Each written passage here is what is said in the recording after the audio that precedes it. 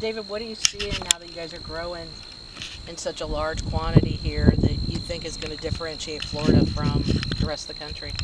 Uh, yeah, first and foremost, one thing that's come apparent, we're just almost at a 1 year mark of growing here.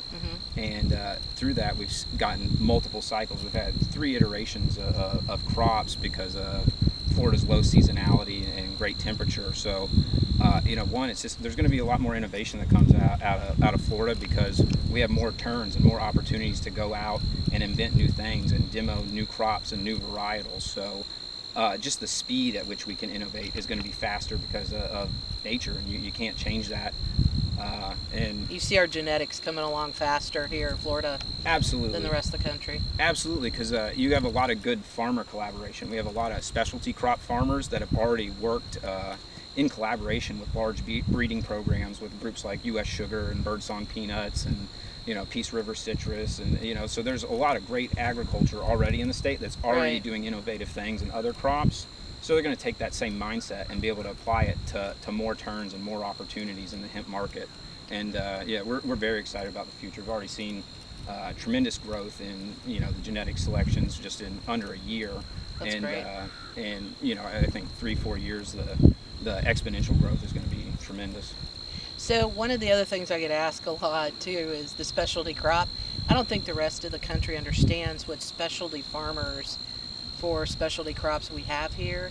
In this field, were these farmers specialty crop growers? Yes, they were specialty crop growers, and I think part of that is the nature. They have to be more innovative. They have to adapt. It's not the same corn strain all the time. It's Right. not the same soybeans. You're jumping from watermelons to tomatoes to eggplants to peas, and all those have their own unique characteristics. And especially with how nascent the hemp industry is and how new the genetics are, Right. they're well suited for that adaptability that's going to be needed as the genetics continue to develop and stabilize over time.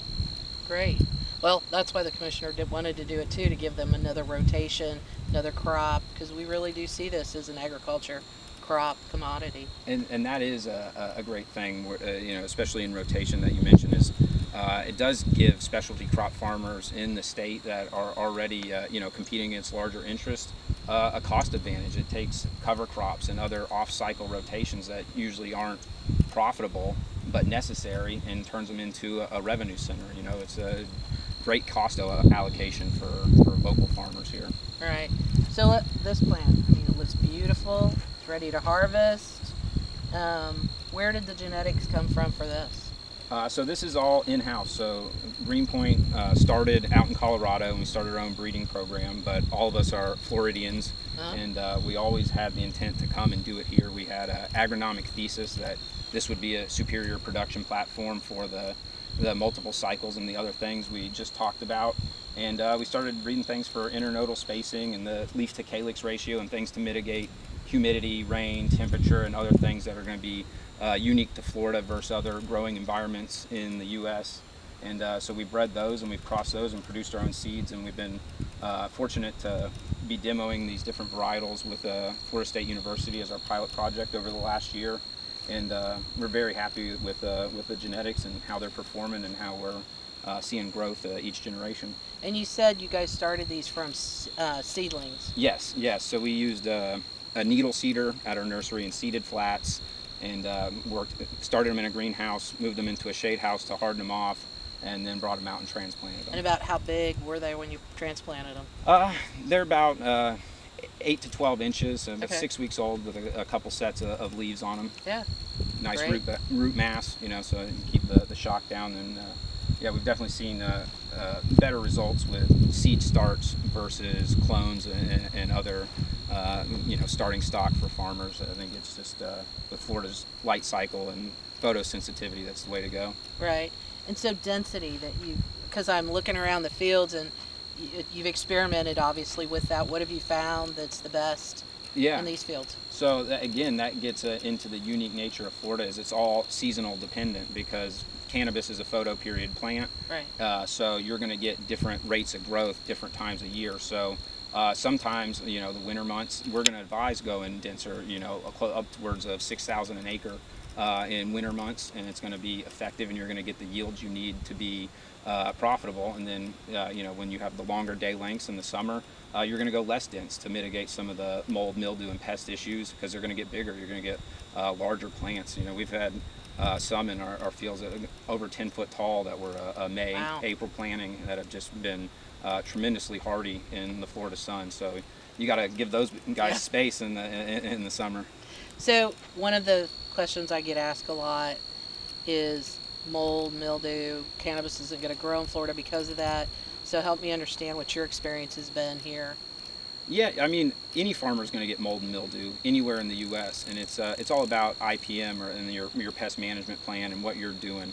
As long as you stay on top of it and stay rigorous with your protocols and are diligent about what you're doing, you're going to beat it back. I mean, outbreaks in any kind of climate and farming, when you have this much biomass, are inevitable. You're never going to have nothing happen. Right.